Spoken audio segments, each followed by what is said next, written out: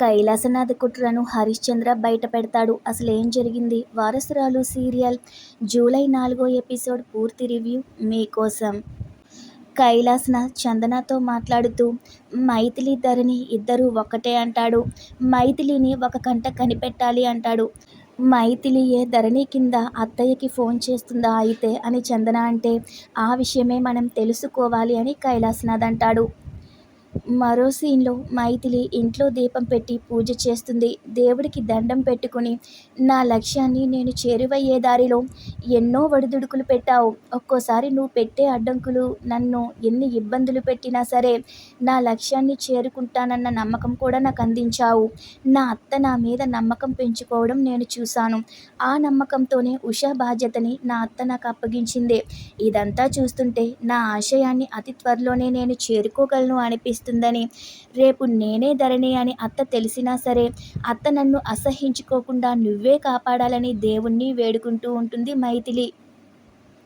ఇప్పుడు అత్త నా మీద చూపిస్తున్న అభిమానం ఇలాగే ఉండేలా చూసుకోమని దేవుణ్ణి వేడుకుంటుంది. మరో సీన్లో జయంతి సౌదామినికి ఫోన్ చేస్తుంది. చిల్లర గొడవలు పెట్టుకోవడానికి ఫోన్ చేశావా అని సౌదామిని అంటూ ఉంటే, ఈరోజు మీ ఇంటికి రాబోతున్న ఊరు పెద్దలతో చెప్పండి. ఊరు నుంచి పెద్దలు రాబోతున్నారు మీ ఇంటికి. మా ఆయన గురించి హరిశ్చంద్ర గురించి తెలిసిన పెద్దలు వస్తున్నారు. హరిశ్చంద్ర ముక్కు పిండైన మా ఆస్తి మాకిప్పించడానికే వస్తున్నారు. వాళ్ళకేం సమాధానం చెప్తారో చెప్పండి అని జయంతి అంటుంది. మీరు చేసే పిచ్చి పనులకు మేమెందుకు దిగుతాము? ఆస్తి నీ చేతిలో పెట్టడం ఎప్పటికీ జరగదని సౌదామిని అంటుంది. కోర్టులో అబద్ధం చెప్పినంత సులువుగా ఊరు పెద్దల దగ్గర మీరు వాదించలేరు. వాళ్ళు అన్నీ తెలిసిన వాళ్ళు. సంపాదించిన దాంట్లో హరిశ్చంద్రకి ఎంత భాగం ఉంది, మా ఆయనకి ఎంత భాగం ఉందో అర్థం చేసుకునే వాళ్ళు ఈరోజు ఆ ఊరి పెద్దలకి ఏం సమాధానం చెప్తారో నేను చూస్తానని జయంతి అంటుంది.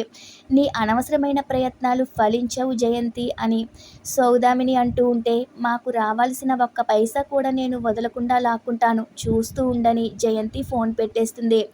జయంతి ఇలా ఫోన్ పెట్టిందో లేదో హరిశ్చంద్ర ఇంటికి పెద్దలు వచ్చేస్తారు.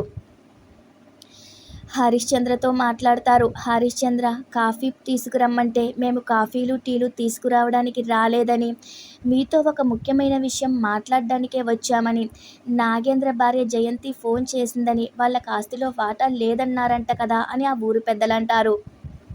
ఈ ఆస్తిపాస్తులతో నాగేంద్రకి సంబంధం లేదని కోర్టులో చెప్పడమేంటి అని ఆ ఊరు పెద్దలంటారు. వాళ్ళకి ఆస్తిపాస్తులు అసలు ఎందుకు ఇవ్వాలి అంటుంది సౌదామిని. అలా అంటున్నావేంటమ్మా?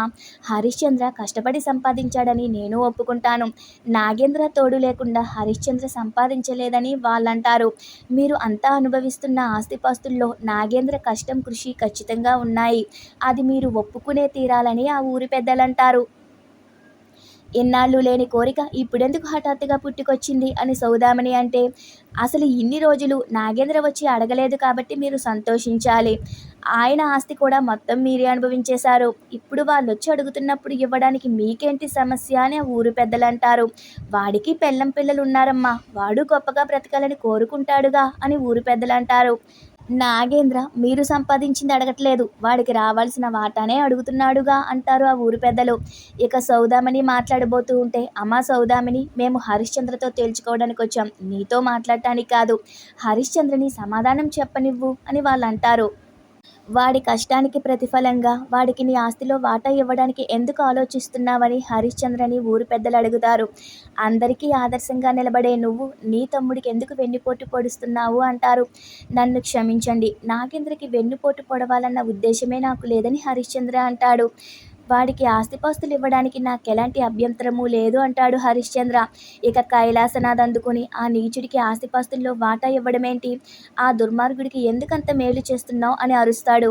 ఆ ఊరు పెద్దలు, నాగేంద్ర మీద అంత పెద్ద నిందలేసి మాట్లాడకండి, నీచుడు అంటూ అవమానించకండి.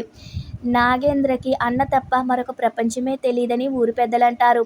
అలాంటి వాడిని దుర్మార్గుడని ఎందుకు తిడుతున్నారని ఊరు పెద్దలు కైలాసనాథ్ మీద సీరియస్ అవుతారు. ఆ మనిషి గురించి మీకేమీ తెలీదు. ఆస్తి కోసం నా భార్య మీదే హత్యాయత్నం చేయించాడని కైలాసనాథ్ అంటాడు. అలాంటి నీచుడికి ఆస్తిలో వాటా ఎలా ఇస్తాము అంటే, నాగేంద్ర గురించి ఒక్క మాట తక్కువగా మాట్లాడినా మేము ఊరుకోము. నాగేంద్ర గురించి మాకు బాగా తెలుసని ఆ ఊరి పెద్దలు సీరియస్ అవుతారు. నాగేంద్ర తన అన్నని ఎంత ప్రేమించాడో నాకు తెలుసు. అటువంటి నిందలు మాత్రం వేయొద్దు అంటారు. ఎక్కడో ఊర్లో ఉన్నారు. మీకిక్కడ జరుగుతున్నవన్నీ ఎలా తెలుసు? మీరెలా న్యాయం చెప్పగలరు? మనిషిని చంపేవాడికి మేమాస్తులెందుకిస్తాము? అసలు నాగేంద్రకి మేమాస్తులివ్వడమేంటి? అదెప్పటికీ జరగదని కైలాసనాథ్ అంటాడు. మీ వాదనలో న్యాయం ఉందేమో గానీ మాకు మాత్రం కనిపించట్లేదా న్యాయం.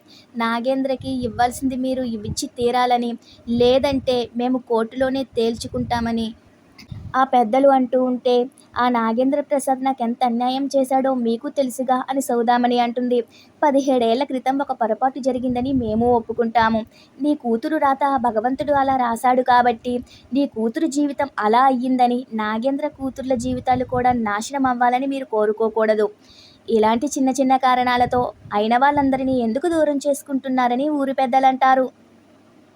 మీరెన్ని చెప్పినా నాగేంద్రకి ఆస్తిలో చిల్లి గవ్వ కూడా ఇచ్చే పరిస్థితే లేదు. నాగేంద్రకి ఆస్తిపాస్తులు ఇవ్వము అంటుంది సౌదామిని. నాగేంద్రకి అన్యాయం జరగడం నాకిష్టం లేకే మీతో మర్యాదగా మాట్లాడుతున్నామని హరిశ్చంద్రతో ఊరి పెద్దలంటారు. మీరు గనక కాదంటే రేపు నాగేంద్ర కుటుంబంతో పాటు మేము కూడా కోర్టుకొస్తాము. కోర్టులోనే మేము సాక్ష్యం చెప్తాము. మీరు అనుభవిస్తున్న ఆస్తిపాస్తుల్లో నాగేంద్ర కష్టం ఉందని మేము సాక్ష్యం చెప్తామని వాళ్ళంటారు. ఆ తర్వాత మా పరువు పోయిందని మీరు అన్నా సరే ఇంక లాభం లేదు. మీరు ఈలోపే ఆలోచించుకోండి. ఇక తర్వాత మేమేమీ చేయలేమని చెప్పి ఆ తర్వాత మీ ఇష్టమని ఇక ఊరి పెద్దలు అక్కడి నుంచి వెళ్ళిపోతారు.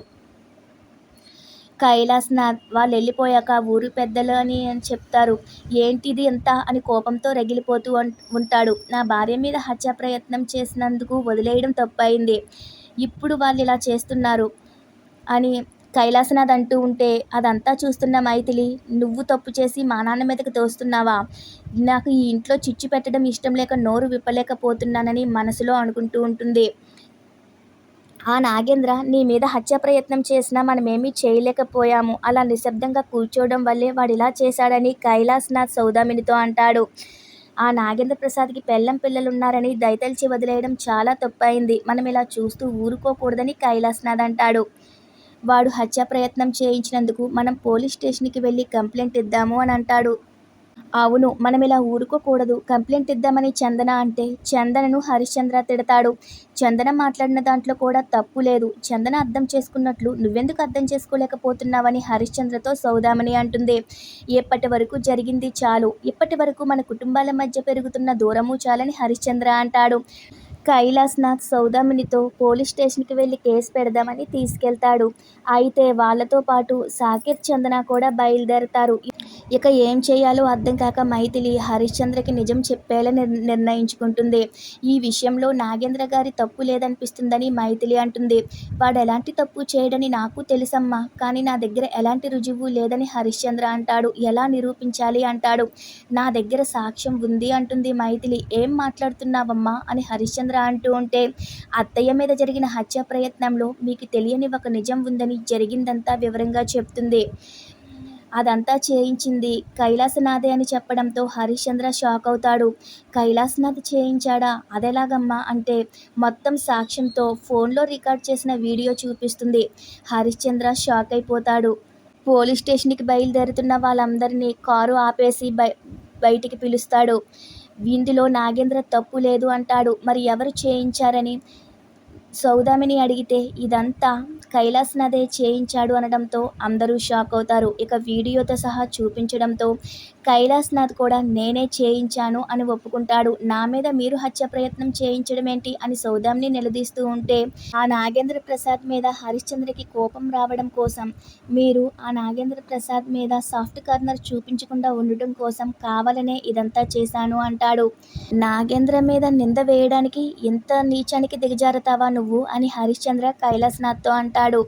రోజు రోజుకి మరిన్ని ట్విస్టులతో సాగుతున్న ఈ సీరియల్ ముందు ముందు ఏం జరగబోతుందో తెలుసుకోవాలనుకుంటే మన ఛానల్ని సబ్స్క్రైబ్ చేసుకుని మీ సపోర్ట్ మాకు అందించండి. Thanks for watching our video.